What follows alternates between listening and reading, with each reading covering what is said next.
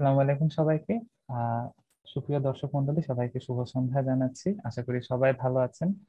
আজকে মিডিবি আয়োজিত আজকের এই ক্যারিয়ার সেশনে সবাইকে আমি স্বাগতম জানাচ্ছি। আজকের ক্যারিয়ার সেশনে আমি আছি আইজা ট্রিটমেন্ট হেভেন। আমার সেশন 2017-18 পাবনা মেডিকেল কলেজ থেকে, এবং আমার সাথে আরো দুজন আছেন। আসসালামু আলাইকুম। আছি আমি শরীফুল হাসান রাকিব, শহীদ সোহরাওয়ার্দী মেডিকেল কলেজ, চতুর্থ বর্ষ। আমি আছি Nusrat Jahan, Dhaka national medical college, third year. সুপ্রিয় দর্শক মন্ডলী, আপনারা জেনে থাকবেন যে মেডিবি চিকিৎসক এবং মেডিকেল স্টুডেন্টদের জন্য বিভিন্ন ধরনের ক্যারিয়ার গাইডলাইন এবং বিভিন্ন ধরনের সেশন আয়োজন করে থাকে। তো তারই ধারাবাহিকতায় আজকে আমাদের সেশন দুজন চমৎকার ভাই এবং আপুর সাথে আমরা আজকে প্ল্যাব বিষয়ক বিভিন্ন বিষয় জানবো। আপনারা জেনে থাকবেন যে বাংলাদেশ থেকে প্রত্যেক বছর অনেক চিকিৎসকরা বিভিন্ন দেশে যান বিভিন্ন পর্যায়ে কাজ করার জন্য।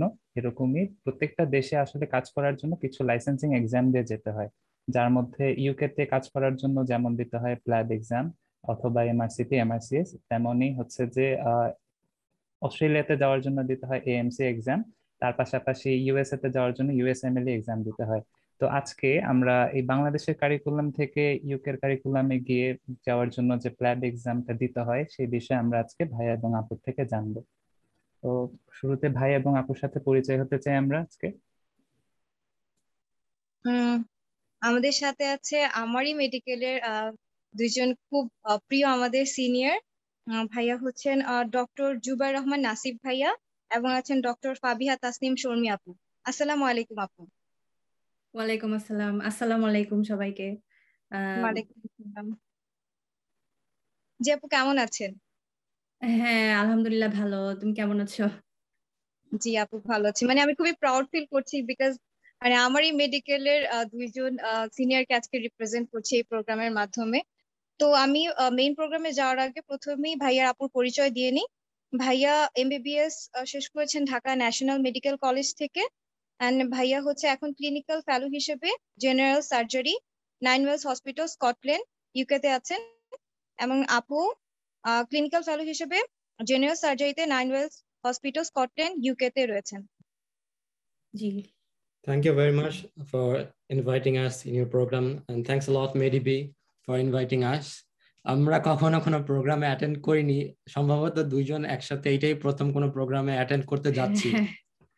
হ্যাঁ, অসংখ্য ধন্যবাদ সবাইকে, হেভেনকে, শরীফকে এবং জাহানকে সুন্দর ইন্ট্রোডাকশনের জন্য, এবং আমাদেরকে সুন্দর একটা প্ল্যাটফর্মে নিজেদের ইন্ট্রোডিউস করিয়ে এবং জাস্ট ছোট্ট একটা প্ল্যাটফর্মে নিজেদের ল্যাব সম্বন্ধে বা ডিটেলস যতটুকু আমরা জানাতে পারবো খুশি হব।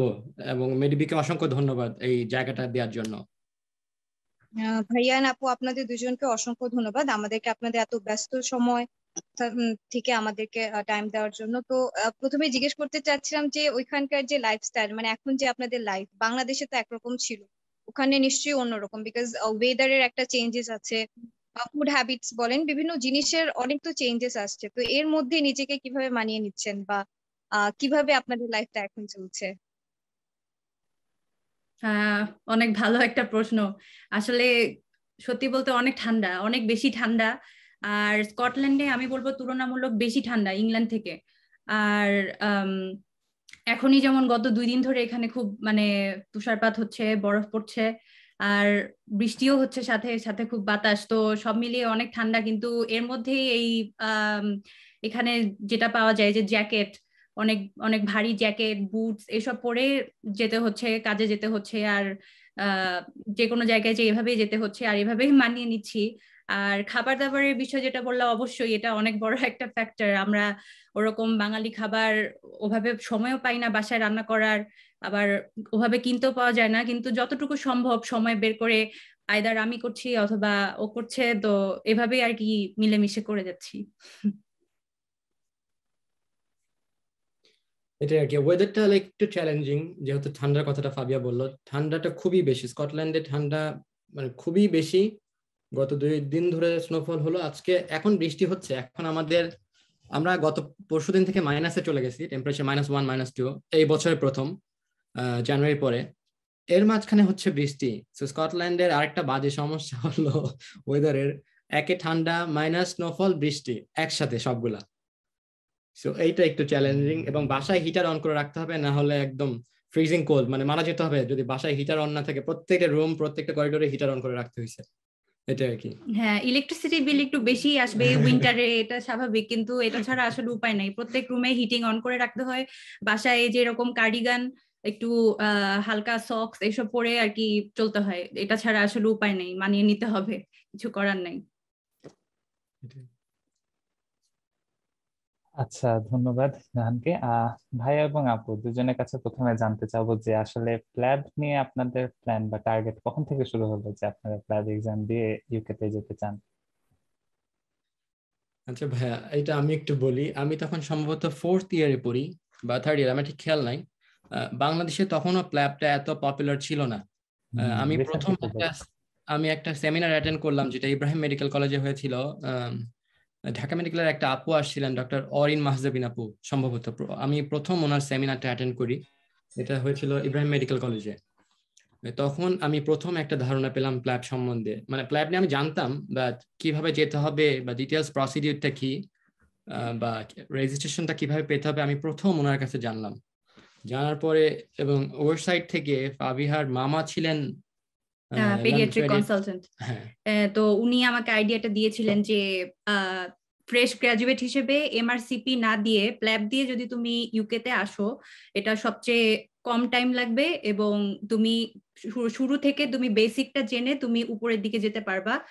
আর আর সেটাই আর কি সবাই চায়, যে তুমি একদম বেসিকটা জানো, তোমার থেকে কেউ অনেক বেশি এক্সপেক্ট করবে না যে তুমি পেশেন্টের একদম ডায়াগনোসিস করে ফেলবা বা একদম ট্রিটমেন্ট দিয়ে উদ্ধার করে ফেলবা, এরকম না। তো বেসিকটার জন্য প্ল্যাব দিয়ে ইউকে তে ঢোকা হচ্ছে সবচেয়ে সহজ এবং মানে এটা হচ্ছে কনভিনিয়েন্ট ওয়ে, এটা বলবো আমি। তো আমি ওনার থেকে আইডিয়া পেয়েছিলাম এবং আমার মোটামুটি 3rd ইয়ার 4th ইয়ার থেকেই আমি মোটামুটি শিওর যে আমি এখানে আসবো, কারণ বিসিএস মানে আমার দ্বারা হবে না, এটা আমি মোটামুটি এইটুকু শিওর ছিলাম যে আমি ওই পড়াগুলো পড়তে পারবো না, হয়তো যে আবার ব্যাকরণ এসব পড়ো আমার দ্বারা হবে না।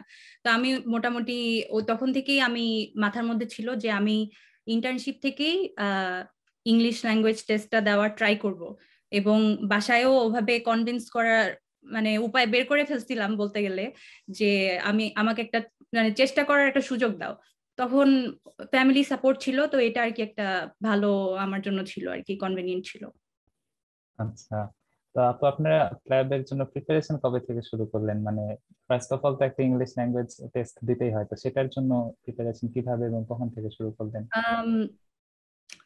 আমরা যখন এমবিবিএস ফাইনাল ইয়ার দিলাম তখনও রেজাল্ট দেয়নি, তো আমরা তখন থেকেই ওইটির ম্যাটেরিয়ালস গুলো কালেক্ট করা স্টার্ট করলাম, কারণ আমরা মোটামুটি তখন জেনে গিয়েছিলাম অন্যান্য সিনিয়রদের থেকে যে ওইটি কম্পারেটিভলি ইজিয়ার দেন আইএলস, কারণ আইএলস এর রাইটিং এ স্কোরটা আসে না। ও সম্ভবত জানো যে ওইটিতে প্রতিটা পার্টে হচ্ছে বি পেতে হবে, মানে সেটা আইএলস এর ইকুইভ্যালেন্ট টু 7। তো আইএলস এর ওই সময় খুবই টাফ ছিল, এখনো টাফ, যে রাইটিং এ ওরা 6.5 দিয়ে ছেড়ে দিচ্ছিল, 7 আনা খুব কষ্ট ছিল। তো তখন বেশ কিছু সিনিয়র যারা ডিএনএমসি তে ছিল ওনারাই সাজেস্ট করলেন যে ওইটি দাও, একটু বেশি টাকা খরচ হবে কিন্তু তুমি যদি ভালোভাবে প্রিপারেশন দিয়ে দাও তাহলে স্কোর তোলা সম্ভব। তো আমরা তখন থেকেই এমবিবিএস ক্লিয়ার বলবো না, এমবিবিএস পরীক্ষা দিয়ে আমরা তখন থেকে ম্যাটেরিয়ালস কালেক্ট করা শুরু করলাম, যে কি কি ম্যাটেরিয়ালস পড়বো, সেটা অন্যান্য মেডিকেল কলেজের সিনিয়রদের থেকেও, তারপরে বিভিন্ন ফেসবুক গ্রুপ থেকেও আমরা কালেক্ট করা শুরু করলাম। আর মেইন প্রিপারেশন শুরু হয়েছিল বলতে গেলে মার্চের মাঝামাঝি থেকে। আমরা পরীক্ষা দিয়েছিলাম জুনে, 15 জুন পরীক্ষা দিয়েছিলাম। তো আমরা মার্চ থেকেই মোটামুটি ভালোভাবে প্রিপারেশন নেওয়া শুরু করলাম, যে এই ম্যাটেরিয়ালস গুলো আমরা কভার করব আর আমরা হচ্ছে এই প্ল্যান ধরে আগাবো, এভাবে আমরা শুরু করলাম মার্চের মিডল থেকে। আর ততদিনে আমরা ইন্টার্নশিপে জয়েন করছি। আমরা ইন্টার্নশিপ শুরু করলাম 27শে ফেব্রুয়ারি থেকে গত 2019। আর ইন্টার্নশিপ জয়েন করার পর থেকেই মূলত মেইন প্রিপারেশনটা শুরু হলো, এবং আমরা পরীক্ষা দিলাম তোমার 15ই জুন 2019 সালে, আমার মনে আছে 15ই জুন। তখন আমরা ইন্টার্নশিপ চলছে আমাদের দুজনেরই, তখন রেজাল্ট আসলো জুলাইতে। মানে এটা হলো ইংলিশ ল্যাঙ্গুয়েজ টেস্ট, বাট ততদিনে একটা মোটামুটি কম্পিটিশন শুরু হয়ে গেছে সিট নিয়ে। পরীক্ষা কে দিবে সেটা ব্যাপার না, সিট কে পাবে সেটা ব্যাপার হয়ে যাচ্ছিল। তখন আমি প্ল্যাব 1-এর সিট যেটা হলো আমাদের দুজনের ক্ষেত্রেই, আমার রেজাল্ট আসলো 3 জুলাই 2019-এ। এখন জুলাইয়ের পরে তখন পরীক্ষা হয়তো শুধু 2 বার, মার্চ আর নভেম্বরে।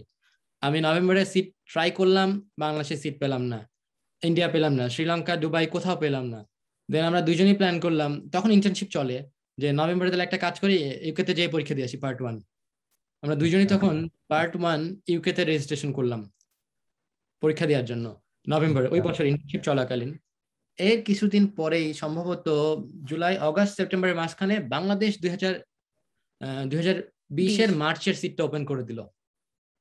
2019 নভেম্বরে আমরা সিট নিলাম ইউকেতে, এর মাঝখানে দেখলাম 2020-এর মার্চে বাংলাদেশে ঢাকা সেন্টার ওপেন করলো। আমি তখন চিন্তা করলাম যে শুধু শুধু এর মাঝখানে শুনেছি যে প্ল্যাব 1-এর সিট ইউকেতে নিলে ভিসা পাওয়া টাফ হচ্ছে, কারণ ওরা অনেক কারণ দর্শায় তোমার ভিসা ক্যান্সেল করে, যে তোমার দেশেই তো প্ল্যাব 1 হয়, তুমি কেন এখানে আসবা, এরকম একটা। আমরা দুজনেই ওটা ক্যান্সেল করলাম, ক্যান্সেল করে লাকিলি বাংলাদেশের সিটটা পেলাম মার্চ 2020-এ। আর পরীক্ষাটা হলো সম্ভবত 12ই মার্চ। আমার ইন্টার্নশিপ শেষ হয়েছে 26শে ফেব্রুয়ারি 2020-এর। সিট পেলাম ওইটা, তো ওইটা ক্যান্সেল করে আর কি প্ল্যাব 1 দিলাম 2020-এর মার্চে। ততদিনে কোভিড শুরু হয়ে গেছে বাংলাদেশে অলরেডি। তখন একটু ভয় পাচ্ছিলাম যে পরীক্ষা ক্যান্সেল হয় কিনা, মানে তখন মাত্রই আসছে। তা যাই হোক, পরীক্ষা হলো, হওয়ার পরে প্ল্যাব 1-এর রেজাল্ট সম্ভবত ওরা 4 থেকে 6 সপ্তাহের মধ্যে দিয়ে দেয়। তোমার এপ্রিলের রেজাল্টটা আসলো 2020-এই। যেদিন রেজাল্ট আসছে, এইখানে একটা মজার ঘটনা আছে। যেদিন রেজাল্ট আসলো প্ল্যাব 1-এর, ফাবিয়া আমাকে ফোর্স করলো যে আজকেই সিট বুকিং করি প্ল্যাব 2। তো আমি আবার খুব রিল্যাক্স ছিলাম যে থাক, আজকে করবো না, আস্তে ধীরে করি। কিন্তু ওই দিন সিট বুক করার ফলে যেটা সুবিধাটা আমরা মানে পাচ্ছি এখন পর্যন্ত, সেটা হলো সিট বুক করলাম আমরা সেপ্টেম্বর 2020-এ আমাদের প্ল্যাব 2 ছিল, বাট কোভিড এর কারণে সিটটা পরে তো ওরা তো সব পরীক্ষা অফ করে দিল প্ল্যাব 2 গত বছর।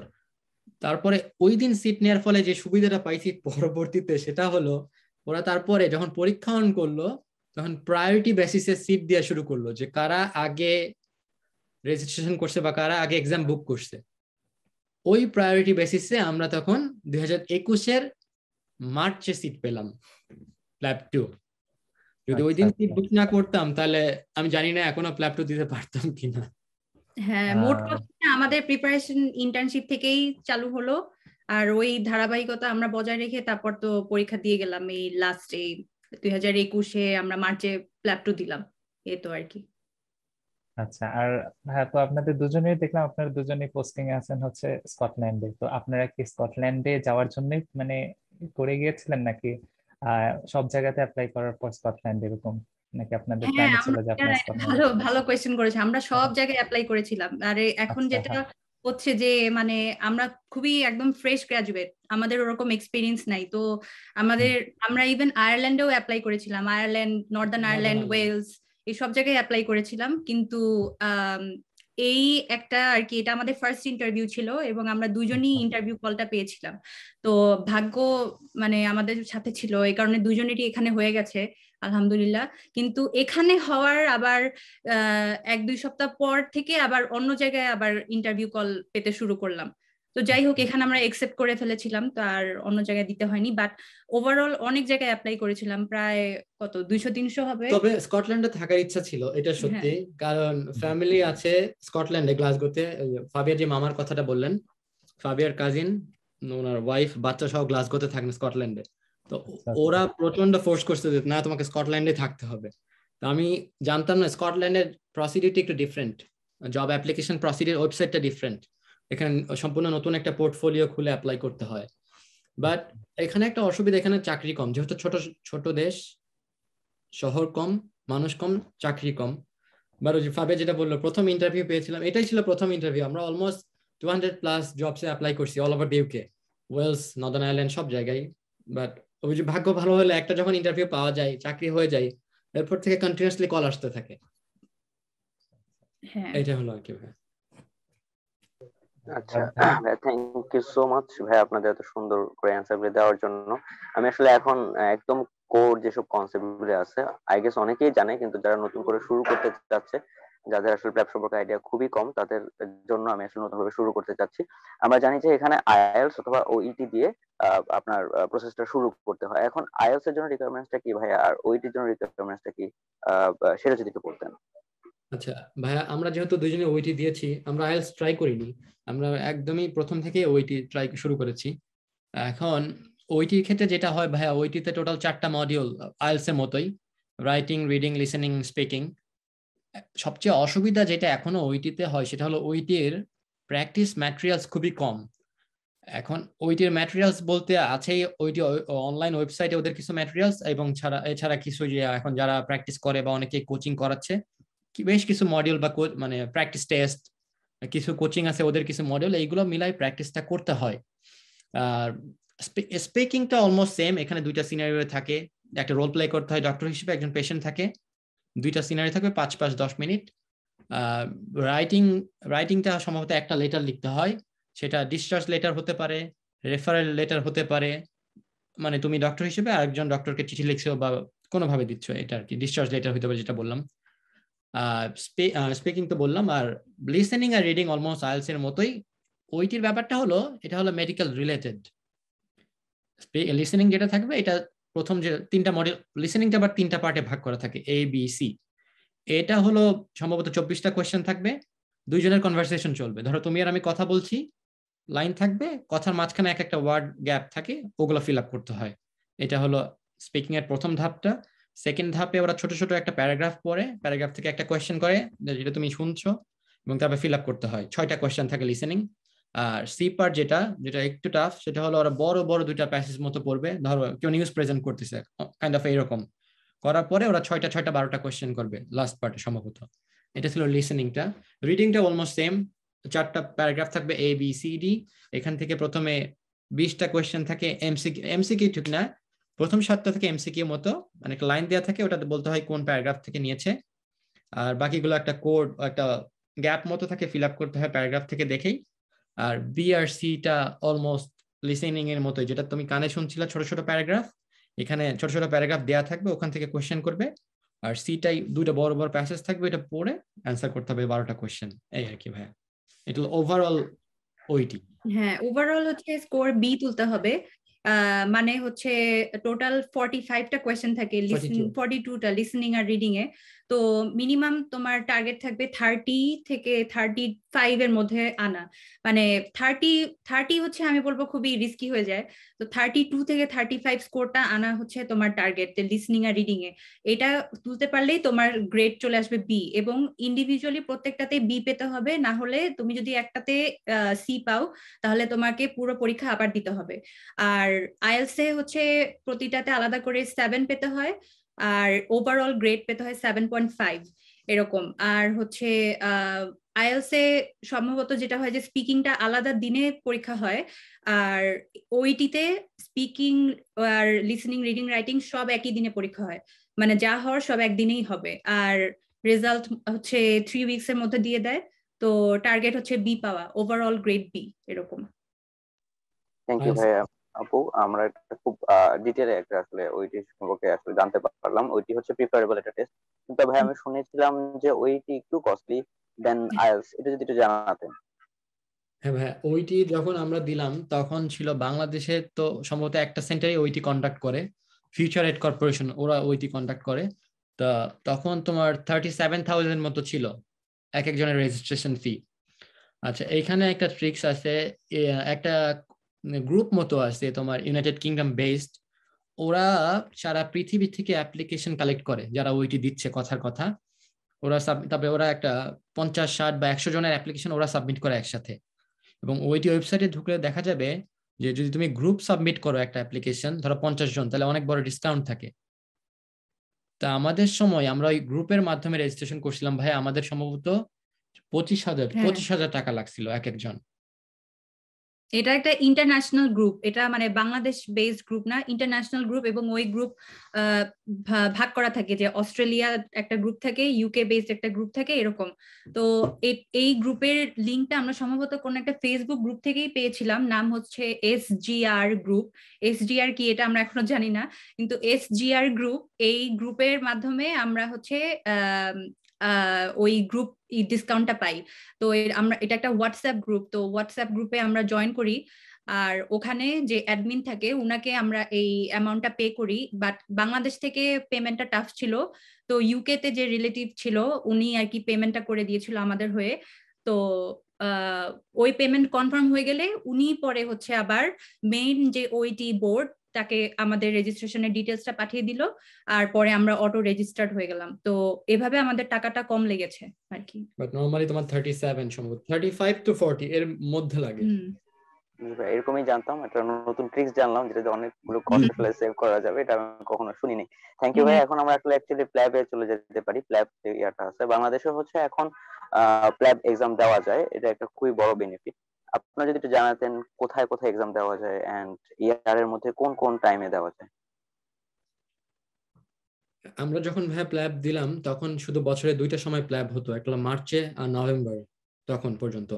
এখন সম্ভবত ওরা টাইম চেঞ্জ করছে এবং কোভিড এর জন্য পুরোটাই উল্টাপাল্টা করছে। সম্ভবত এখন ফেব্রুয়ারিতে একটা আছে, জুলাইতে আছে, অথবা অগাস্টে একটা আছে।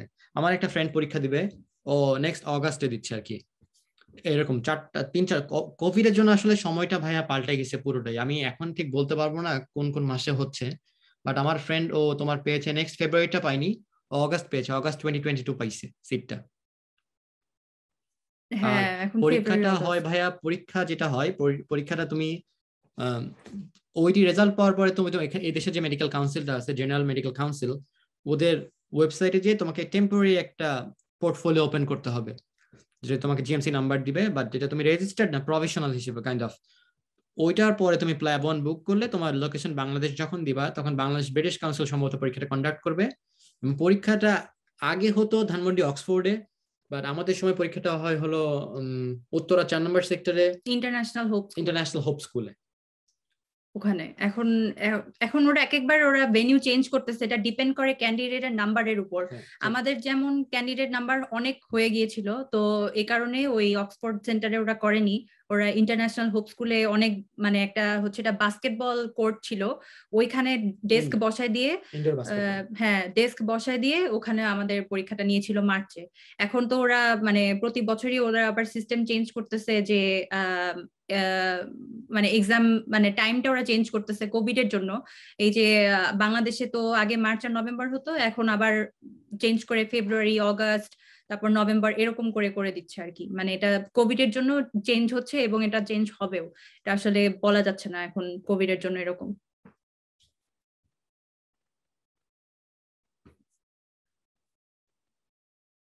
আচ্ছা ভাই আপু, থ্যাংক ইউ সো মাচ অ্যান্সারটা দেওয়ার জন্য। আমরা আসলে প্ল্যাবের যে প্রিপারেশনটা বেসিক্যালি কোন কোন সাবজেক্টের উপর প্রিফার, যদি হচ্ছে যে জোর দেই তাহলে হচ্ছে আমরা একটা ভালো স্কোর তুলতে পারবো।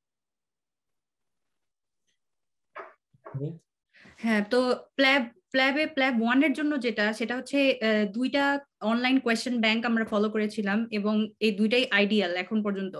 একটা হচ্ছে প্ল্যাব 1 কিজ নাম, আর আরেকটা হচ্ছে প্ল্যাবেবল। সো টেকনিকটা হচ্ছে যে প্ল্যাব 1 কিজটা আগে, সাপোজ এখানে তোমার এমন না যে খালি মেডিসিন রিলেটেড কোয়েশ্চেন থাকবে, তোমার সব টপিক থাকবে, মেডিসিন, জেনারেল সার্জারি, অবস্টেট্রিক্স, তারপর এপিডেমিওলজি পর্যন্ত থাকবে, এথিক্স থাকবে।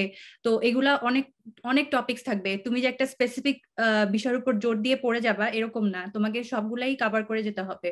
তো ট্রিক্সটা হচ্ছে যে প্ল্যাব 1 কিজ যে কোয়েশ্চেন ব্যাংকটা, সেটা সাবস্ক্রাইব করা আগে করে তুমি একটা স্পেসিফিক টপিকটা আগে পড়ে নিলা। যেমন ধরো এন্ডোক্রাইন, সো এন্ডোক্রাইনের তুমি আগে প্ল্যাব 1 কিজ থেকে আগে টপিক গুলা পড়ে নিলা, যে এই টপিকের এই ওখানে লাইন দেওয়া থাকে এরকম। তো এটা পড়ে নিলা, পড়ে নেওয়ার পরে তুমি প্ল্যাবেবলে যখন ঢুকবা তখন দেখবা যে এন্ডোক্রাইনে তোমার কোয়েশ্চেন থাকবে। তো তুমি তো তোমার আগে থেকে তোমার চ্যাপ্টারটা তোমার জানা প্ল্যাব 1 কিজ থেকে, তো তুমি জাস্ট প্ল্যাবেবলে ঢুকে কোয়েশ্চেন সলভ করবা। কোয়েশ্চেন সলভ করলে তুমি যখন কারেক্ট অ্যান্সার দিবা বা নেগেটিভ অ্যান্সার দিলেও তখন তোমার অটো নিচের দিকে ডেসক্রিপশন চলে আসে, যে তখন তুমি ওই ডেসক্রিপশনটা পড়লে বুঝবা যে এটা সেম টু প্ল্যাব 1 কিজ, মানে তোমার অলরেডি পড়া হয়ে গেছে। তখন তুমি খালি কোয়েশ্চেন সলভ করে করে যাবা আর ডেসক্রিপশনটা আরেকবার চোখ বুলাই গেলা, এরকম করে তোমার মানে ডাবল রিভিশন হয়ে যাবে। কোয়েশ্চেন সলভ করা ইম্পর্টেন্ট, কারণ অবশ্যই তুমি তাহলে কোয়েশ্চেন প্যাটার্নটা জানতে পারতেছো যে এক্স্যাক্টলি প্ল্যাব ওয়ানে কিরকম করে কোয়েশ্চেন আসে। অনেক সময় আগে যেমন হতো যে আগে অনেক ছোট ছোট করে কোয়েশ্চেন চলে আসতো, 1-2 লাইনে কোয়েশ্চেন শেষ, এরকম মানুষ জাস্ট একটা বই পড়তো, সেটা ছিল 1700 স্যাম্পল কোয়েশ্চেন, এরকম একটা বই পড়লেই হয়ে যেত, কোয়েশ্চেন সলভ করলেই সিমিলার ওরকম কোয়েশ্চেন চলে আসতো। কিন্তু এখন এরকম না, এখন অনেক ঘুরে পেঁচায় কোয়েশ্চেন আসে। তো জিনিসটা হচ্ছে যে ওরা কোয়েশ্চেন অনেক বড় করে দেয়, মানে কিছুটা এমআরসিপি স্টাইলের কোয়েশ্চেন, যে অনেক বড় করে সিনারিও দিয়ে লাস্টে বলে দিল যে হুইচ ওয়ান ইজ দ্য, মনে করো which one is the first line এইটা হলো ইনভেস্টিগেশন। একটা ট্রিকি, মানে ওরা তোমাকে হয় সবসময় ডাইরেক্ট অ্যানসার জিজ্ঞেস করবে না, হুম ওরা এভাবে কোয়েশ্চেন করে which one is the best investigation, অথবা নেক্সট ইনভেস্টিগেশন, অথবা নেক্সট ট্রিটমেন্ট। কোয়েশ্চেনটা একটু ট্রিকি, দেখে মনে হতে পারে যে অ্যান্সার এটা হবে, বাট ওই যে একটা কোডের জন্য কোয়েশ্চেন অ্যান্সারটাই চেঞ্জ হয়ে যেতে পারে। কথার কথা একটা ডায়াগনোসিস করা, একটা টেস্ট অলরেডি করছে ওরা, তোমার কোয়েশ্চেন করছে এইভাবে যে একটা টেস্টের নাম দেওয়া আছে, এরপরে দিতে পারে which one is the next বা গোল্ড স্ট্যান্ডার্ড এইরকম। আর প্ল্যাবন কিস, যেটা প্ল্যাবন কিস হলো বুলেট পয়েন্ট, প্রত্যেকটা টপিকের বুলেট পয়েন্ট ওখানে আছে। আর প্ল্যাবেবলটা হলো একটু ব্রড, প্ল্যাবন কিস শেষ করে প্ল্যাবেবলের ওই পার্টিকুলার টপিকটাই গেলে একটা কোয়েশ্চেনে ক্লিক করলে, সেটা ডাজন্ট ম্যাটার তোমার ঠিক হলো না ভুল হলো, ক্লিক করলে নিচে বড় এক্সপ্লেনেশন আসবে, যেটা ফাবিয়া বললো বড় এক্সপ্লেনেশন, ওইটা হলো খুব ইম্পর্টেন্ট। আমরা যদি প্রত্যেক প্ল্যাবেবলের প্রত্যেকটা কোয়েশ্চেনের এক্সপ্লেনেশন সহ সলভ করে যেতে পারি 2-3 বার, এবং প্ল্যাবন কিসটা বুলেট পয়েন্টটা মাথায় ফিক্স করে নিতে পারি, আই থিঙ্ক ওইটা সাফিসিয়েন্ট একটা প্রিপারেশনের জন্য, এটা মোর দ্যান এনাফ। কারণ তোমার যে একটা ডিজায়ার্ড স্কোর লাগবে মোটামুটি 130 safe score, 1 out of 180 total পরীক্ষা হয়। এখন সম্ভবত মার্কস একটু কমছে না ভাবিয়া? হ্যাঁ, ওটা কোভিডের জন্য কমাই কোভিডের দিয়েছিল। জন্য আমাদের সময় তোমার 180টা এমসিকিউ এবং 180 মার্কে পরীক্ষা হতো, বাট এটা জানা যায় না যে কোনটাই কত মার্কস থাকে, একটা 1 মার্কও থাকতে পারে, আবার কোনোটা 1.1, কোনোটাই 0.9ও থাকতে পারে, কোয়েশ্চেনের উপর ডিপেন্ড করে এক একটা মার্কিংটা, বাট মোটামুটি 130 একটা সেফ স্কোর। আর আমরা সাধারণত মেডিকেলতে এমসিকিউ দিছি ভাইয়া, তখন তো একটা পেজেই এপিটোপিটে 20টা এমসিকিউ কভার হয়ে যায় যখন আমরা প্রফ দিই। কিন্তু যখন আমি প্ল্যাবন দিতে গেলাম, দেখি আমি কোয়েশ্চেন খুঁজে দেখি আমাকে মোটা একটা বই ধরাই দিছে, 180টা কোয়েশ্চেনে মোটা একটা বই ধরাই দিছে। তখন আমি একটু অবাকই হলাম, মানে যেটা বললাম যে বাংলাদেশে পরীক্ষা দিছি প্রফ গুলা 20টা এমসিকিউ তো এক পেজের এপিটোপিটে 20টা এমসিকিউ শেষ, এখানে মোটামুটি একটা বুকলেট দিয়ে দেয়, 180টা কোয়েশ্চেন থাকে এবং কোনো কোনো কোয়েশ্চেন ফুল এক পেজ এরকম থাকে। তো টাইম ম্যানেজমেন্টটা খুব ইম্পর্টেন্ট, প্রিপারেশন প্লাস টাইম ম্যানেজমেন্টটা খুব ইম্পর্টেন্ট পরীক্ষার জন্য। একটা কোয়েশ্চেন একবারে বেশি হয়তো বা পড়ার নাও সময় আসতে পারে, অনেকে এটা বলে এবং এটা আসলেই সত্যি, আবার দেখা যায় যে অনেক সময় পরীক্ষায় সময়ও বেঁচে থাকতে পারে হাতে, ডিপেন্ড করে, বাট টাইম ম্যানেজমেন্টটা খুব ইম্পর্টেন্ট। কতক্ষণ টাইম দেয় ভাইয়া এক্সামে? 3 ঘন্টা সময় দিবে ভাইয়া, 3 ঘন্টা 180টা এমসিকিউ আমরা যখন দিলাম, মানে প্রত্যেকটা এমসিকিউ 1 মিনিট হিসাব করলে। হ্যাঁ, তো দেখা যায় যে কিছু কিছু কোয়েশ্চেন অনেক ছোট ছোট থাকে, তো ওগুলা তোমার 1 মিনিটও লাগে না, তো ওগুলা তুমি তাড়াতাড়ি সলভ করে ফেললে তোমার বড় কোয়েশ্চেনের জন্য তুমি একটু বেশি টাইম চিন্তা করতে পারো। আবার যদি খুব বেশি ওই একটা কোয়েশ্চেনের মধ্যে পড়ে থাকো, তখন দেখা যাবে তুমি ফুল সলভ করতে পারতেছো না। তো তোমার টার্গেট থাকবে অবশ্যই ফুল অ্যান্সার করা, কারণ এখানে কোনো নেগেটিভ মার্কিং নাই। তো তোমার যদি মনে হয় আন্দাজে যে হ্যাঁ এটা হইতে পারে, তোমার মানে কিছুটা মানে মনে হচ্ছে, তাহলে তারপরও তোমার উচিত হবে দাগায় দিয়ে আসা, কারণ কোনো নেগেটিভ মার্কিং নাই। সো এটা একটা। আর প্ল্যাবেবল কোয়েশ্চেন সলভ করার পর ওই প্ল্যাবেবল কোয়েশ্চেন ব্যাংকেই মক টেস্ট থাকে, 10টার মতো মক কোয়েশ্চেন থাকে। সো ওই মক কোয়েশ্চেন গুলা তুমি যদি টাইমার সেট করে সলভ করো, তাহলে তোমার টাইমের একটা হয়ে যাবে। আর আরেকটা আছে হচ্ছে প্ল্যাবেবল বিগ মক হয়, ওটা একটু কস্টলি। তো ওটা যদি তুমি করো, ওটাতেও অনেক কোয়েশ্চেন থাকে, তো ওগুলা সলভ করলেও তোমার আইডিয়া চলে আসে। তো মেইন হচ্ছে এভাবে পড়া আর কি। ওটা কি এক্সট্রা টাকা দিয়ে তোমাকে নিতে হবে? ওটা পরীক্ষার আগে ওরা 3 দিনের একটা কোর্স করবে, হ্যাঁ, প্ল্যাবেবল বিগ মক, ওটা এক্সট্রা টাকা দিয়ে আবার নিতে হয়। বাট এটা ম্যান্ডেটরি না এটা করা, কারণ আমরা এটা করিনি। সো এটা ম্যান্ডেটরি কিছু না, তোমার যদি মেইন আইডিয়া থাকে আর টাইম ম্যানেজমেন্ট স্কিলস ঠিক থাকে, তাহলে তোমার পক্ষে অ্যান্সার করা সম্ভব, এবং তুমি যতটুকু করছো এই প্ল্যাবন কিজ আর প্ল্যাবেবল যে এই দুইটা, এটা এনাফ। অনেকে আবার মাঝে মাঝে কোরিলেট করে ওই Oxford handbook of emergency medicine, ওই বইটা, তো ওই বইয়ের সাথেও অনেক সময় কোরিলেট করে অনেকেই পড়ে আসে, পরীক্ষাও দেয়।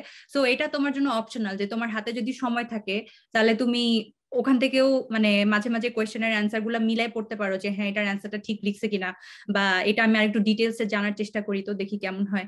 তো ওই বইটা একটা শর্ট একটা মানে ডিকশনারির মতো একটা বই। তো ওই বইয়ের সাথেও মানুষজন যাদের হাতে সময় থাকে ওরা এটা পড়ে, বাট আমরা ওভাবে পড়তে পারিনি, ইন্টার্নশিপের সময় ছিল না এত। তো আমরা জাস্ট এই 2টা কোয়েশ্চেন ব্যাংকই সলভ করছি, এবং আমার মতে আমি এখনো বলবো এটা এনাফ। এই বেসিক আইডিয়া থাকলে এটা এনাফ পাস করার জন্য। থ্যাংক ইউ ভাইয়া আপু সুন্দর করে অ্যান্সারটা দেওয়ার জন্য। আপু আমি নেক্সট কোশ্চেনে যেতে চাচ্ছি, সেটা হচ্ছে আমাদের যে প্ল্যাবের যে প্রিপারেশনটা, সেটা কতটুকু প্ল্যাব ওয়ানের জন্য আসলে টাইম লাগে? আপনারা যে ওইটি দিয়েছেন, ওইটি দেওয়ার পর আসলে কতদিন আপনার প্রিপারেশন নিয়েছেন? ওইটি দেওয়ার পর আমাদের হাতে অনেক সময় ছিল, কারণ যেহেতু বললাম যে আমাদের রেজাল্ট দিল জুলাইয়ে, কিন্তু আমরা নভেম্বরে সিট পাইনি, আমাদের মানে বাংলাদেশে সিট ছিল না, তো আমরা আমরা বুকিং দিলাম মার্চে। তার মানে আমাদের হাতে প্রায় 7-8 মাসের মতো সময় ছিল, কিন্তু সত্যি বলতে আমরা পড়তে পারিনি ওভাবে, মানে যেহেতু মনে হতো যে হ্যাঁ অনেক টাইম তো আছেই, আর এত আগে পড়ে কি করব, মানে ঢিলামি যেটা বলে। কিন্তু মেইন প্রিপারেশন হচ্ছে আমরা নভেম্বর থেকে স্টার্ট করলাম। তো আমি বলবো যে হাতে 3 মাসের মতো সময় হচ্ছে এনাফ। আর 3-4 মাস, হ্যাঁ, প্রতিদিন মিনিমাম যদি 40টা কোয়েশ্চেন সলভ করে, 40 থেকে 50টা, আর আর অবশ্যই 2 থেকে 3 বার রিভিশন যাতে দিতে পারে এরকম হাতে টাইম রাখতে হবে। এটা যদি না করতে পারে তাহলে আর কি অ্যান্সার গুলা মাথায় থাকবে না, পরীক্ষার দিন অনেক প্রেশার থাকে।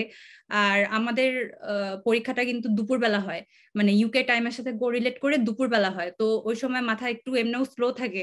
তো এটা সত্যি কথা, হ্যাঁ।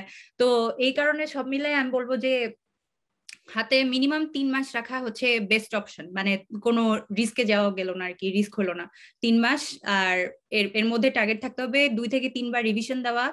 আর আর পরীক্ষার আগের 7 দিন হলো প্ল্যাব ওয়ান কিসটা মানে বারবার ঝালাই করা, আর মক টেস্ট দেওয়া বারবার, যাতে বারবার আমার জিনিসটা আয়ত্তের মধ্যে থাকে, কারণ পরীক্ষার আগে এত রিভিশন দেওয়া তো পসিবল না।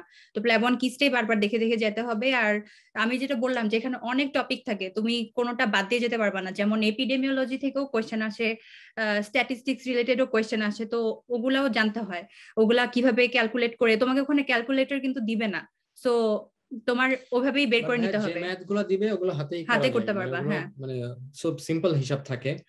আর এথিক্যাল সাইডটা আমাদের ইম্পর্টেন্ট, আমরা বাংলাদেশে আর কি এথিক্সটা এভাবে পড়ি না, মেডিকেল এথিক্স যেটা, এখানে মেডিকেল এথিক্স থেকে ওখানে কিছু কোশ্চেন থাকবে, বেশ কিছুটা কোশ্চেন থাকবে যে এই সিচুয়েশনে পড়লে তুমি কি করতে হবে, এরকম 2-1টা কোশ্চেন থাকবে এথিক্যাল কোশ্চেন। হ্যাঁ, ওগুলা প্ল্যাবেবলই থাকবে, ওখান থেকে একটা বেসিক আইডিয়া নিতে পারবা। বাট অনেক সময় বলে যে এক্সাম কঠিন হইলে এই এথিক্স পার্ট থেকেই কঠিন হয়, মানে দেখা যায় যে পড়ার মধ্যে পড়তেছে না, তুমি যা পড়ে গেছো ওর মধ্যে পড়ে নাই, অন্যরকম কোয়েশ্চেন, এখন তুমি তো ওই রিলেটেড অবভিয়াসলি তুমি জানো না যে এই দেশের এথিক্যাল অ্যান্সারটা কি, তো তখন আর কি পরীক্ষা কঠিন হলে বলে যে ওই এথিক্স পার্টের জন্যই কঠিন হয়, এটাই। বাট বাকি তোমার অ্যান্সার জানা থাকা উচিত। আর প্রতিবার পরীক্ষা গেলে ভাই তুমি অলওয়েজ কিছু, সবাই বলে যেটা, কিছু নতুন কোশ্চেন পাবাই। সবসময় 180টা কোশ্চেন কখনোই কমন থাকবে না, ধরো 130টা 40টা থাকলে বাকি 40টা নতুন, কিন্তু তোমার তো 180টাই কারেক্ট করার দরকার নেই, আমার তো মোটামুটি 130টা 35টা হলে হচ্ছে, 30 থেকে 50 তো ভালো স্কোর। তো এখন ম্যাক্সিমাম কোশ্চেনে ইনশাল্লাহ পারা যায়। আর যেটা হয় দেখা যাচ্ছে কোয়েশ্চেন অ্যান্সার অফ এক্সক্লুশন, তো কোয়েশ্চেন আছে 4টা অপশন আছে, দেখা গেল 3টা হবে না, তখন তো আমি একটা ওই যে এক্সক্লুশন করে করে করে করে 4টার মধ্যে 3টা তো বাদ দিয়ে দিলাম, তখন একটা ক্লিক করলেই দেখা যাচ্ছে হচ্ছে। সো মোটামুটি হয়ে যায়। প্লাইবন কিসটাই মেইন, সাথে 3 থেকে 4 মাস। হ্যাঁ, থ্যাংক ইউ ভাইয়া তো ডেসক্রিপটিভ ভাবে বলার জন্য। আমরা এখন আসলে প্ল্যাব 2 তে যেতে যাচ্ছি। প্ল্যাব 2 আই গেস বাংলাদেশে দেওয়া যায় না, তো এটা হচ্ছে আপনার কিভাবে কি প্রসেসটা শুরু করেছেন, কিভাবে সিট বুক করেছেন, এন্ড এরপরের প্রসেসগুলো একটু যদি জানাতেন। আচ্ছা ভাই, প্ল্যাব 2 সিট বুকিং এর ক্ষেত্রে যেটা বললাম, কোভিড এর জন্য পুরোটাই মানে পুরো জিনিসটাই চেঞ্জ হয়ে গেছে। এখন আমাদের সময় হলো যারা প্রথমে প্ল্যাব 2 বুকিং করলো বাট কোভিড এর জন্য পরীক্ষা ক্যান্সেল হয়ে গেল, ওদেরকে প্রায়োরিটি বেসিসে সিট বুকিং দেওয়ার অপশন দেওয়া হয়েছিল। তো সেই সুবাদে আমরা সিট বুকিং করলাম তোমার 9 মার্চ 2021-এ। তারপর প্ল্যাব 1 দেওয়ার পর থেকে তো বাংলাদেশে ছিলাম, তখন তোমার সেপ্টেম্বর বা অক্টোবরে আমরা এখানে যে কোচিং গুলো আছে সবগুলাই তোমার অনলাইন বেসড কোচিং ছিল তখন, যেহেতু কোভিড এর জন্য। তা আমরা প্রথমে একটা অনলাইন কোচিং কমপ্লিট করলাম প্ল্যাব 2। কোচিংটা সম্বন্ধে কোচিংটা তোমাকে একটা ধারণা দিবে যে প্ল্যাব 2 পরীক্ষাটা কিভাবে হয়, তারপরে প্ল্যাবটুর স্টেশন ওয়াইজ কি করতে হয় এই একটা ডিটেইলস ধারণা দেবে কোচিং, এবং ওরা প্রত্যেকটা মোটামুটি স্টেশন সম্বন্ধে ওরা জানাই দিবে এরকম। তারপরেও নতুন নতুন স্টেশন আসতেই থাকে।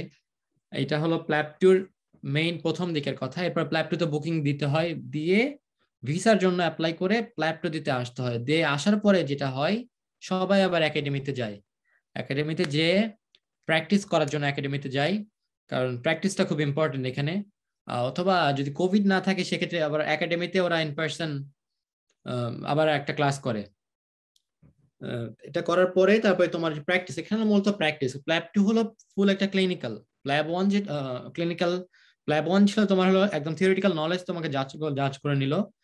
প্ল্যাব 2 হলো সম্ভবত তোমার ক্লিনিক্যাল স্কিলস রিলেটেড, তুমি একটা পেশেন্ট কিভাবে ডিল করতেছো, এটাই হলো প্ল্যাব 2 এর মেইন কনসেপ্টটা। সবচেয়ে বড় কথা হলো এটা। প্ল্যাব 2 তুমি যেটা বললা ভাই, প্ল্যাব 2 শুধুমাত্র ম্যানচেস্টারেই হবে,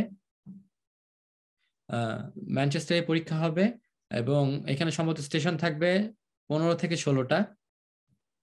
এখন 16টায় নেমে আসছে, আগে 18টা হয়তো সম্ভবত, কোভিড এর পরবর্তীতে 16টায় নেমে আসছে, এবং 16টার মধ্যে তোমাকে 10টা স্টেশন পাস করতে হবে। এটা হলো মেইন কথা। এবং 16টা স্টেশনের মধ্যেই 16 জন পেশেন্ট থাকে, না 16 জন থাকে না, এখন প্যাটার্ন অনেক কিছু চেঞ্জ হয়ে গেছে। এখন কিছু টেলিফোন কনসালটেশন আসছে, কোভিড এর কারণে অনেক পেশেন্ট তো তোমাকে হসপিটালে আসতে পারে না, তখন ওরা আর কি টেলিফোন কনসালটেট করতেছে, যেভাবে ওইরকম সিনারিও থাকে কিছু। বা এখানে তোমার সিমম্যান ম্যানিকিন থাকে, অরিজিনাল পেশেন্টের উপর এক্সামিন করা যায় না, তখন সিমম্যান বা ম্যানিকিন থাকে, ওগুলো ডামি পেশেন্ট, ওগুলো ছোট ছোট। ধরো তোমার অ্যাবডোমেন এক্সামিনেশন করতে হবে, ছোট অ্যাবডোমেনের একটা ম্যানিকিন রাখা, তো ওইটার উপর কিছু পরীক্ষা থাকে এবং পেশেন্ট থাকে, পেশেন্ট তোমাকে হিস্ট্রি দিবে এবং এক্সামিন করবো ওভাবে। এরকম আর কি। টোটাল 16টা রুমে যে তোমার পরীক্ষা হবে, প্রত্যেকটা স্টেশনে 8 মিনিট করে সময়। এটার উপর তোমার এক্সামিনার থাকবে, সে তোমাকে জাজ করবে তুমি কিভাবে পরীক্ষাটা পেশেন্টের সাথে ডিল করছো, কিভাবে কথা বলছো, কিভাবে তাকে ম্যানেজ করছো, এইগুলোর উপর তোমার জাজমেন্ট হয়ে প্ল্যাব 2 স্কোরিংটা হবে।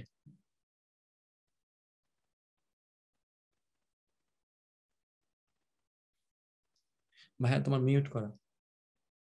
এক্সট্রিমলি সরি, মেইন যে আমাদের যে ইস্যুটা সেটা হচ্ছে কস্টিং। তো প্ল্যাব 1 এন্ড প্ল্যাব 2 মিলিয়ে যদি আপনি আলাদা আলাদা ভাবে একসাথে যদি বলতেন যে টোটাল কতটুকু কস্ট লাগে, তাহলে আমাদের জন্য অনেক সুবিধা হতো। প্ল্যাব 1 আর প্ল্যাব 2 পরীক্ষার ফিটা কম ভাইয়া। পরীক্ষার ফি ধরো প্ল্যাব 2 1 লাখ টাকা, প্ল্যাব 1 হলো 30,000 টাকা, 30 থেকে 35,000 টাকা পরীক্ষার ফিটা। এর বাইরে এই দুটা ছাড়া, যেমন তুমি এখানে যেখানে আসবা, হ্যাঁ অ্যাকোমোডেশন কস্ট, প্লেনের ফেয়ার সব মিলে তোমার 7 থেকে 8 লাখ টাকার একটা বাজেট থাকা ভালো, সব মিলিয়ে। থ্যাংক ইউ ভাইয়া। আমরা এখন আসলে চলে যাব ট্রিপ প্ল্যানের কাছে, নেক্সট কোশ্চেন গুলির জন্য। ট্রিপ প্ল্যান,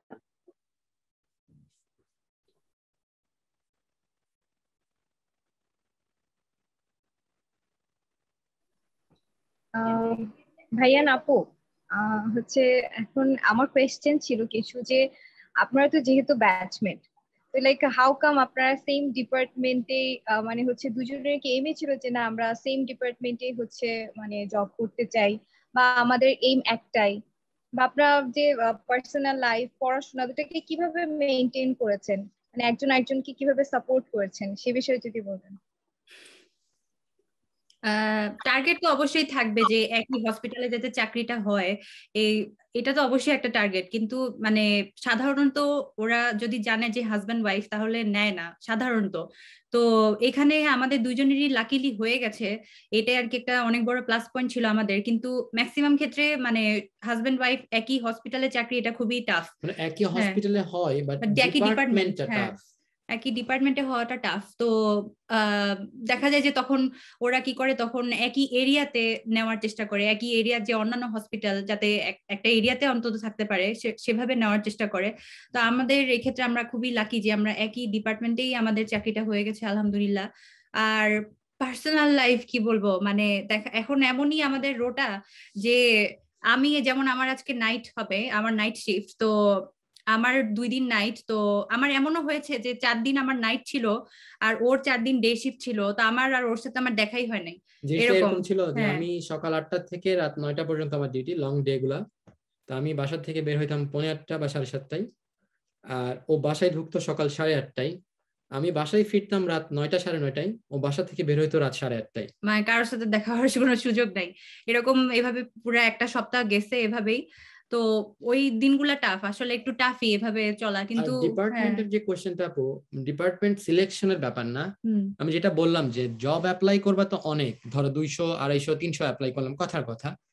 এখন আমরা লাকিলি এই ডিপার্টমেন্ট থেকে ইন্টারভিউ পাইছি 2জন, এটা হলো মেইন কথা ছিল। এখন ইন্টারভিউ পাওয়ার পরে ওরা সিলেক্ট করছে 2জনকেই, এই কারণে হলো আমরা এখানে ধরো জব নিলাম 2জন, যেহেতু একই হসপিটালে এইটা। বাট এইটা টার্গেট ঠিক ছিল না যে আমরা জেনারেল সার্জারিতে যাব বা ওই ডিপার্টমেন্টে যাব। বাট যেহেতু এখান থেকে প্রথম জব অফারটা পেলাম, স্যার প্রথম জবে কখনো আর কি ওভাবে চুজ করা যায় না যে আমি মেডিসিন যাব, সার্জারি যাব, গাইনিস যাব, কারণ আমাদের দরকার এনএইচএস এ এন্ট্রি। তুমি যখন এটা আর কি এনএইচএস ওদের পুরো হেলথ সিস্টেমটাকে ওরা বলে ন্যাশনাল হেলথ সার্ভিস, এখানে সব ফ্রি। ন্যাশনাল হেলথ সার্ভিসটা ওদের পেশেন্টের জন্য সব ফ্রি। এখানে যদি কেউ প্যারাসিটামল কেউ কিনে না, প্যারাসিটামলের টাকাটা ওদের গভর্নমেন্ট দিবে, জিনিসটা হলো এইটা। তো সবার আগে দরকার তোমার এনএইচএস এ এন্ট্রি। যখন আমরা প্রথম চাকরিতে যেটা বললাম কোনো অপশন থাকবে না, এনএইচএস এ যখন এন্ট্রি পেলাম এরপর থেকে তুমি সেকেন্ড ইয়ার থেকে বা সেকেন্ড জব থেকে তুমি তখন চুজই হইতে পারো, না এই জবটা নিব না ওই হসপিটালে জব নিব এরকম। বাট প্রথম জবটা একটু পাওয়াটা একটু টাফ, এবং যদি তোমার ভাগ্য ভালো থাকে, যে বললাম ভাগ্য ভালো ছিল, ইন্টারভিউ ভালো হয়েছে ডেফিনেটলি, এই জন্য আর কি 2জন কল পাইছি, আদারওয়াইজ আপু এর বাইরে ছিল না এখানে কিছু। না সেক্ষেত্রে তো আলহামদুলিল্লাহ যে দুজনের একই ডিপার্টমেন্টে হয়েছে, লাইক আমরাও খুব মানে জানতে পেরে খুশি হয়েছি। অনেক সময় থাকে না যে প্রাইভেট মেডিকেল কলেজগুলো অনেক একটা স্টিগমা থেকে যায়, যেমন সোশ্যাল স্টিগমা। আমাদের মোস্ট অফ দ্য টাইম মানুষ চিন্তা করে প্রাইভেট মেডিকেল পড়ছে, ওখান থেকে ক্যারিয়ার চুজ বা ওই একটা সাপোর্ট পাওয়া এটা খুবই ডিফিকাল্ট হয়ে যায়। সেক্ষেত্রে আপনারা কি চিন্তা করেছিলেন বা কিভাবে নিজেকে প্রিপেয়ার করেছিলেন? প্রাইভেট মেডিকেলের স্টিগমা আপু, এখন এটা সম্পূর্ণ নিজের নিজের কাছে ঠিক রাখতে হবে। নিজে ঠিক থাকলে জগৎ ঠিক। সবচেয়ে বড় কথা হলো এটা, যে আমার যদি টার্গেট ঠিক থাকে যে আমি এমআরসিএস করব, আমি এফসিপিএস করব, আমি এমডি করব, আমি এমএস করব, আমি ইউএসএমএল করব বা প্ল্যাব এমসি যাই করি, আমার নিজের নিয়তটা হলো সবার আগে। আমার নিজের ক্যারিয়ার গোল, নিজের টার্গেটটা সবার আগে। যদি আমি আমার এইম ঠিক রাখতে পারি তাহলে ইনশাআল্লাহ দুনিয়ায় সব সম্ভব। সেটা তুমি প্রাইভেট থেকে পড়ো, গভর্নমেন্ট থেকে পড়ো আপু। এইখানে আসার পর এই জিনিসটা একদমই প্রাইভেট গভর্নমেন্ট এখানে কোনো কথা নেই। এখানে প্রাইভেট গভর্নমেন্ট কোনো কথা নেই ভাইয়া আপু। এটা জাস্ট তোমার টার্গেট ঠিক রাখতে হবে, এবং তোমার যদি টার্গেট ঠিক থাকে তুমি প্রাইভেট থেকে হও, ডাজন্ট ম্যাটার, তুমি ইনশাআল্লাহ সব পারবা। জাস্ট তোমার টার্গেটটা ঠিক রাখতে হবে এবং তার পেছনে পরিশ্রম করতে হবে, সময় দিতে হবে, সফলতা ইনশাআল্লাহ আসবেই, যেটাই করো না কেন আপু। আপনার অ্যাডভাইস কি থাকবে, মানে আপনাদের দুজনের কাছে আমার কোয়েশ্চেন, যে আমরা যারা আন্ডার গ্রাজুয়েট এখনো পড়ছি, যারা স্টুডেন্টস, মানে অনেকে চাই যে না আমরা দেশের বাইরে চলে যেতে চাচ্ছি, সেক্ষেত্রে তাদের জন্য আপনাদের কি অ্যাডভাইস থাকবে, মানে তারা কি করবে বা কিভাবে নিজেকে এখন থেকে প্রিপেয়ার করবে যে না আমার গোল এটা, আমি এটাই করতে চাই। তো নিজেকে ধরেন কেউ প্ল্যাব দিতে চাচ্ছে বা এমসি দিতে চাচ্ছে, সেক্ষেত্রে তার মানে তার প্রিপারেশন কিরকম হওয়া উচিত এখন থেকে? যদি ধরো ইউএসএমএল এর কথাটা বলি, শুধু ইউএসএমএল সম্ভবত থার্ড ইয়ার থেকে দেওয়া যাচ্ছে। যদি কেউ ইউএসএমএল দিতে চায় সে তখন মেডিকেল লাইফের থেকেই থার্ড ইয়ার থেকে ভালো পড়ালেখা করে ইউএসএমএল দিতে পারে পার্ট 1টা সম্ভবত। বা যদি এএমসি বা প্ল্যাবের কথা বলি, সেক্ষেত্রে অবশ্যই তোমাকে এমবিবিএস কমপ্লিট করতে হবে। এখন যদি আমি যেহেতু প্ল্যাব দিয়েছি আপু, আমি প্ল্যাব সম্বন্ধেই বলি, যেহেতু আমি এটা ভালো জানি প্ল্যাবের ব্যাপারটা। এখানে মেইন কাজটা হলো মেডিকেল গ্রাজুয়েটদের মেডিকেল স্টুডেন্টদের জন্য, যে আমাকে প্রত্যেকটা প্রফ ঠিকমতো ক্লিয়ার করে যত তাড়াতাড়ি সম্ভব আমাকে এমবিবিএসটা পাস করতে হবে সবার আগে। যেহেতু প্ল্যাবটা খুব কম্পিটিটিভ হয়ে যাচ্ছে, যেটা একটু আগে শরীফ বলছিল যে ভাইয়া স্যাচুরেশনটা কেমন হচ্ছে সব মিলে, যে আগে তো খুব কম্পিটিশন কম ছিল, এখন তো আসলেই বেশি, সত্যি কথা যেটা। তো যে যত আগে প্ল্যাব দিতে পারবে, প্ল্যাব 1, সে তত আগে প্ল্যাব 2 দিতে পারবে। এটা তো বেসিক কথা, যে আমি যদি যত আগে প্ল্যাব 1 দিব, আমি তত তাড়াতাড়ি প্ল্যাব 2 দিতে পারবো, যদি সব ঠিক থাকে। তাহলে সেটার জন্য আমাকে মানে এমবিবিএসটা শেষ করেই, যদি আমার প্ল্যাব টার্গেট থাকে বা ইউকেএমএল যেহেতু হয়ে যাচ্ছে, আমাকে ইন্টার্নশিপের সময় থেকেই আমাকে মূলত ইংলিশ ল্যাঙ্গুয়েজ টেস্টটা শুরু করে দিতে হবে। ইন্টার্নশিপের সময় থেকে বা তার আগ থেকেই পরীক্ষা ফাইনাল প্রফ দিয়ে আমি শুরু করতে পারি প্রিপারেশন। বাট এর মাঝখানে আমাকে প্রত্যেকটা প্রফ ঠিকমতো ক্লিয়ার করে যেতে হবে, এবং এমবিবিএসটা পাস করে যত তাড়াতাড়ি আমি প্ল্যাব 1 বা ইউকেএমএল দিতে পারবো আমার জন্য ততই ভালো। সো অ্যাডভাইস হলো একটাই, যত তাড়াতাড়ি আমি আর কি, যত তাড়াতাড়ি বলতে তো আর তাড়াতাড়ি সম্ভব না, প্রত্যেকটা একটা টাইম ডিউরেশন আছে, 1 বছর 1.5 বছর 1 বছর। প্রত্যেকটা প্রফ সময় মতো শেষ করে এমবিবিএসটা ক্লিয়ার করে তাড়াতাড়ি ইংলিশ টেস্টের প্রিপারেশন নেওয়া। আরো একটা বিষয় আছে যে অনেকের ফিনান্সিয়ালি অনেকে স্ট্রাগল করে, কারণ এই টাকাটা সবার পরিবার কিন্তু দিতে পারে না, সবার পরিবার অতটা সাপোর্টিভও হয় না, তখন ওনারা বলে যে হ্যাঁ বিসিএস কেন দিবি না, এটা এত টাকা এটা কেন করবি, হ্যান ত্যান এসব বলে। তো যাদের মনে হয় যে হ্যাঁ সে তার পরিবার থেকে ওরকম ফিনান্সিয়াল সাপোর্টটা পাবে না বা তার ওরকম টাকা পয়সা নাই, তাহলে তার কাজ হবে যে সে এই টাকাটা যাতে শুরু থেকেই সে উঠাতে পারে, সেটা সে টিউশন করে উঠাতে পারে, বা সে কোনো অনলাইন ক্লাস করাতে পারে, বা সে যেটা সে করে মানে সে পারবে। যেটা হচ্ছে আমার কথা যে ফিনান্সিয়ালি যাতে মানে সে কিছুটা হলেও স্টেবল থাকে, কারণ এখানে বেশ মোটা অঙ্কের টাকাই যায়, এটা সবার পক্ষে সম্ভব হয় না, অনেকেই স্ট্রাগল করে। তো টাকা আপু ওয়ান টাইম ইনভেস্টমেন্ট, এটা চিন্তা করতে হবে যে ফাবির সাথে আমি একমত। আসলে সবার তো ফাইন্যান্সিয়ালি তো সবাই একরকম হবে না, স্বাভাবিক। তবে এখানে খরচ আছে, তবে এটা হলো ওয়ান টাইম। আমাকে আমার একটা সিনিয়র বলছিল যে এটা হলো একটা ওয়ান টাইম ইনভেস্টমেন্ট, এই 6 মাস টাকা খরচ করে এরপর টাকা উঠে আনতে, মানে উনি বলছিল, ওনার ভাষাটা এরকম ছিল, তারপরে টাকা উঠায় নিয়ে আসতে পারবে কোনো ব্যাপারই না। কথাটা সত্যি, কিন্তু কথাটা হলো ভাই স্ট্রাগল, সবাই তো যেটা বললাম সবার তো আর একরকম হবে না। তবে সবাই তো আর বাইরেও আসবে না, এটাও তো সত্যি, সবাই তো আর বাইরেও যাবে না। তখন সবার পার্সপেক্টিভটা আলাদা। কারো যদি বিসিএস থাকে সে বিসিএস এর প্রিপারেশন নিবে, কারো যদি এমডিএমএস থাকে সে তো ওটার প্রিপারেশন নিবে, সে এফসিপিএস এর প্রিপারেশন নিবে। যারা আসতে চাই তাদের জন্য তো বিভিন্ন রাস্তা আছে, বাট ডেফিনেটলি খরচের একটা ব্যাপার আছে। আর অনলাইন গ্রুপগুলো অ্যাড হয়ে যাবে, এটা হচ্ছে মেডিকেল স্টুডেন্টদের কাজ, কারণ তাদের অনেক কোয়েশ্চেন অজানা থাকে, তারা অনেক কিছু মানে তারা কার থেকে সাপোর্ট নিবে এটাই তো বুঝতে পারে না। তো বিভিন্ন যে ফেসবুক গ্রুপগুলো আছে প্ল্যাবের বা এএমসিরও আছে, অনেক সবকিছুরই আছে, তো ওই গ্রুপগুলো অ্যাড হয়ে পোস্টগুলো পড়লেও, ওই ওই গ্রুপে যে সার্চ দিলেও পোস্টগুলো পড়লেও ওর অনেক আইডিয়া আসবে যে কিভাবে আমি প্রিপারেশন নিতে পারি, ম্যাটেরিয়ালস গুলা কোথায় পাবো, ফাইলস সেকশনে আমাকে যেতে হবে, ম্যাটেরিয়ালস আমি কখন থেকে আমি কিভাবে পড়া শুরু করব।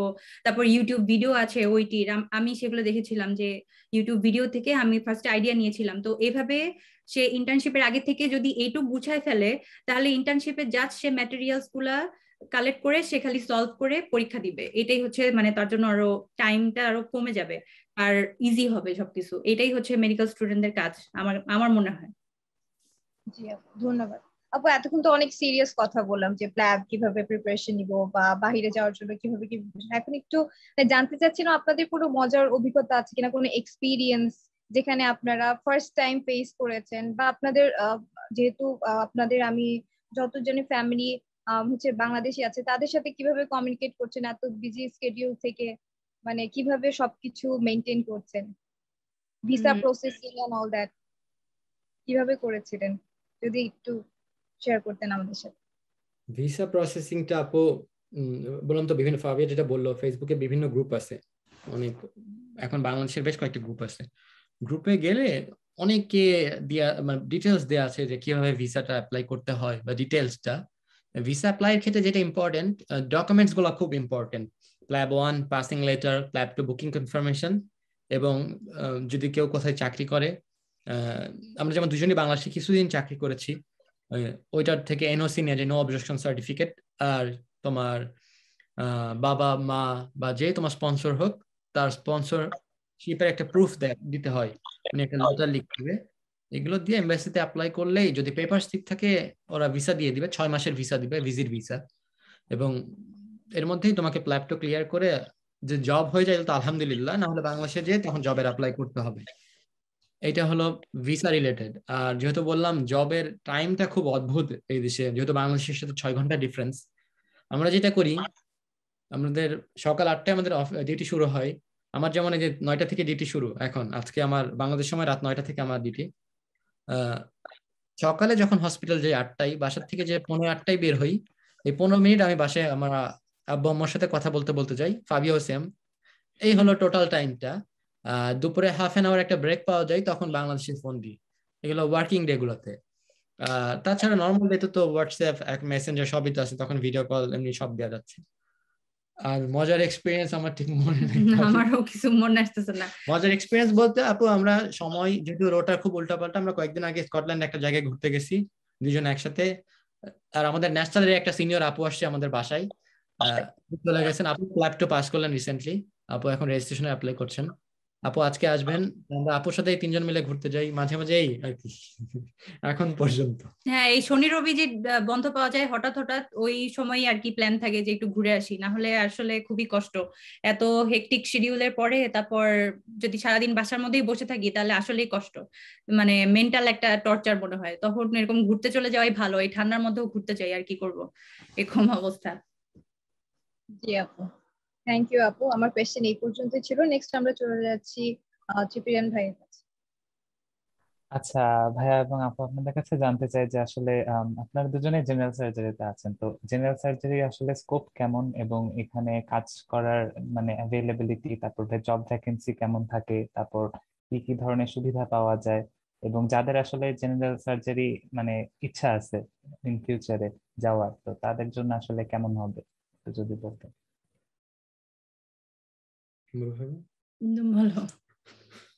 সার্জারি যেহেতু ভাই আমরা আমাদের দুজনের যেটা অনেস্টলি কথা, সেটা হলো আমরা দুজনেই কেউ সার্জারিতে যাইতে চাই না, এক নম্বর কথা। কিন্তু আমাদের দুজনের জবটাই হয়েছে সার্জারিতে, এখন কিছু করার নাই এক নম্বর। এখন সার্জারিতে জুনিয়র লেভেলে জবটা মূলত হচ্ছে তোমার ক্লার্ক, সব ডকুমেন্ট ক্লার্কিং করা জবটা।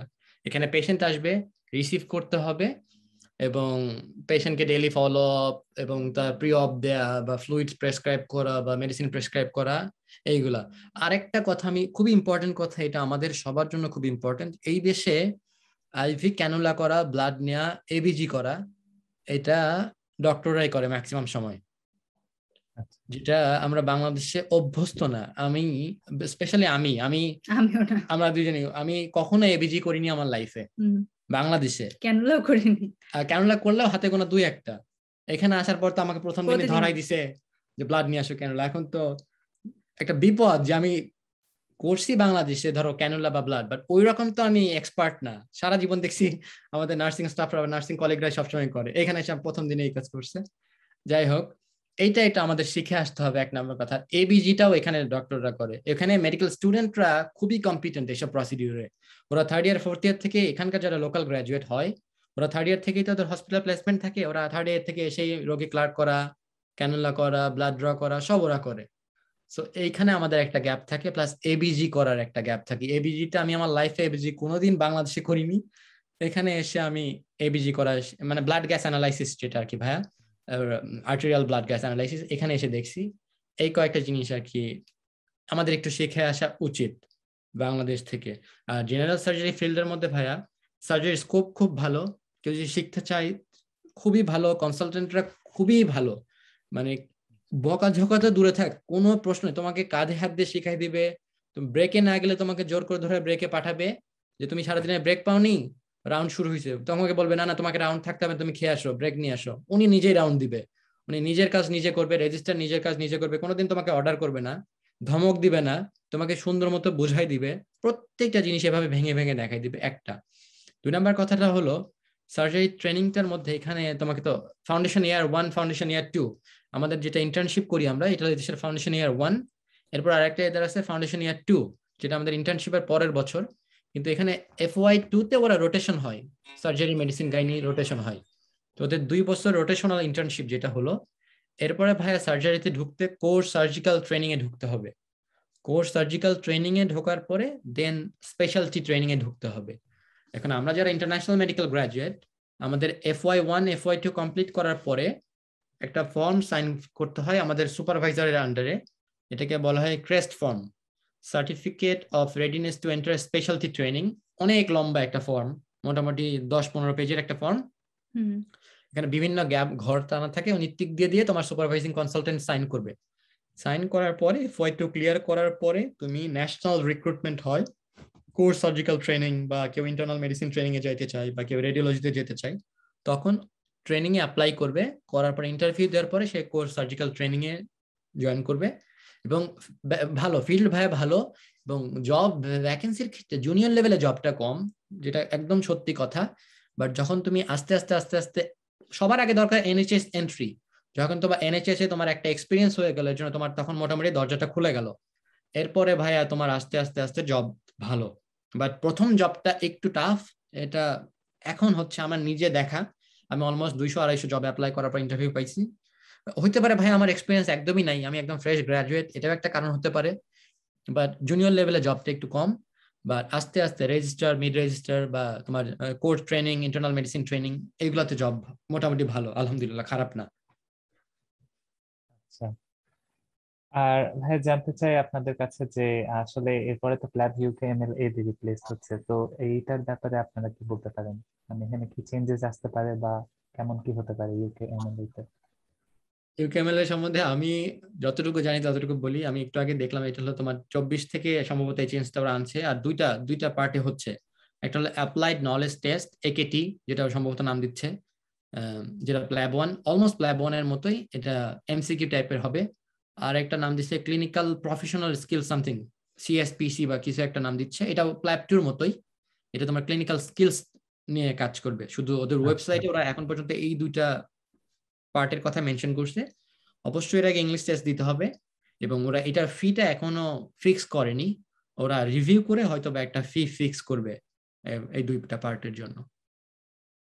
আচ্ছা, তো এটাও মানে প্ল্যাব ওয়ানের মতো যেরকম বাংলাদেশ থেকে দেওয়া যায়, তো এটাও আশা করা যাচ্ছে যে দেওয়া যাবে আমাদের আশা করা দেশে। যায় আশা করা একেটি যায়। পার্টটা বাংলাদেশ থেকে দেওয়া যাবে।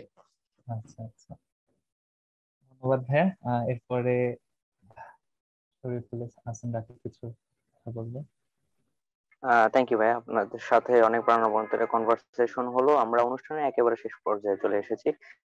ফাইনালি আমরা যারা ভাইয়া এখন এমবিবিএস ইন কোর্সে আছি, third year, second year, fourth year, fifth year যেখানে আছি, আমাদের জন্য কি স্পেশাল কোনো সাজেশন আছে কিনা? আমরা এখন থেকে কিছু করতে পারি কিনা, শুরু করতে পারি কিনা? যদিও এটা এমবিবিএস এর আগে কোনোভাবে করা যায় না প্রসেসটা, তারপর কোনোভাবে অ্যাডভান্স থাকা যায় কিনা, যেহেতু এখন অনেক কম্পিটিটিভ একটা কন্ডিশন আমরা চলে এসেছি। হ্যাঁ ভাই, ওই যে যেটা একটু আগেই বললাম, যে যদি কারোর মনে হয় যে আমার ইংলিশে একটু দুর্বলতা আছে এবং আমি প্ল্যাব দিতে চাই, তাহলে এমবিবিএস লাইফে যেটা করতে পারে, ওই যে ইংলিশের দুর্বলতা যেখানে আছে ওই জায়গাটাই কাজ করতে পারে। কারোর হয়তো বা স্পিকিং একটু ঝামেলা হয়, সে তখন ওইটা প্র্যাকটিস করতে পারে, বা রাইটিং, রিডিং, গ্রামার বা লিসেনিং প্র্যাকটিস। প্র্যাকটিস তো ঠিক না, মানে আমি যেগুলো বিবিসি আই প্লেয়ার বা শুনে শুনে জাস্ট একটু আমার নিজেকে অভ্যস্ত হওয়া ইংলিশটার সম্বন্ধে, এটা হলো ইংলিশের ব্যাপারটা যেটা আমরা করতে পারি। বা আমার যদি গ্রামারে আমার মনে হয় দুর্বল থাকি, আমি ওখানে কাজ করতে পারি, অল্প সময় নিয়ে করতে পারি, এইটা একটা ইংলিশের জন্য। আর প্রিপারেশন তো কোনোভাবে নিতে পারা যায়, বাট পরীক্ষা তো কোনোভাবে দেওয়া সম্ভব না যেহেতু।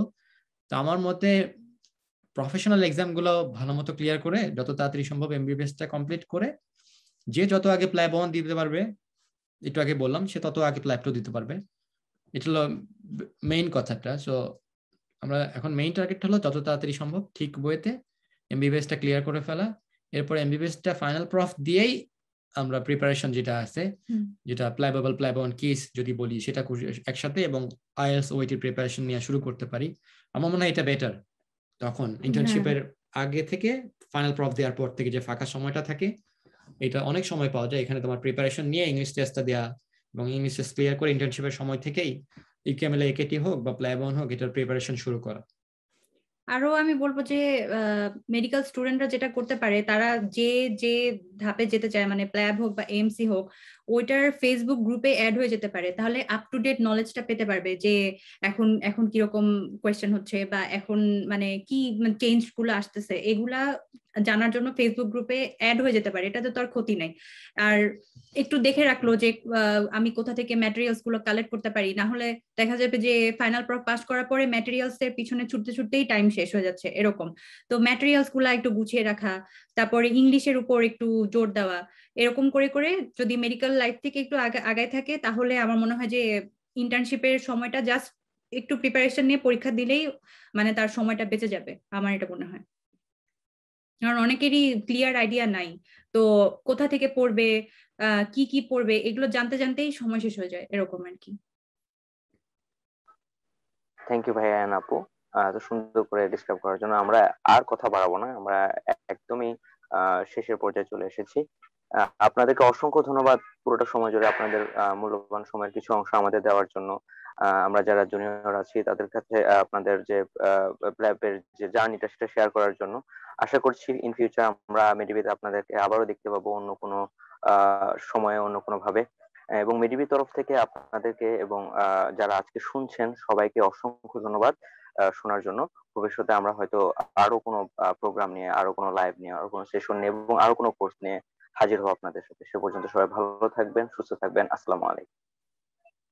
ওয়ালাইকুম আসসালাম। এবং মেরিবিকে অসংখ্য ধন্যবাদ, হ্যাঁ জাহানকে, শরীফকে এবং হেভেনকে অসংখ্য ধন্যবাদ। খুবই আমরা অ্যাটেন্ড করিনি, না প্রথম ছিল একটা প্রোগ্রাম, হ্যাঁ বাট হোস্ট হিসেবে খুবই ভালো ছিল, খুবই কোঅপারেটিভ এবং খুবই ফ্রেন্ডলি, হুম এবং আমরাও খুব এনজয় করেছি। আসলে অনেক অনেক সময় পরে বাংলায় অনেকক্ষণ কথা বললাম বাসার মানুষের বাইরে, হ্যাঁ বাসার মানুষের বাইরে বাংলায় অনেকক্ষণ কথা বললাম। যাই হোক, অসংখ্য ধন্যবাদ মেডিবি এবং তোমাদের তিনজনকে। হ্যাঁ অসংখ্য ধন্যবাদ। ভাইয়া, আপনাদেরও অনেক ধন্যবাদ।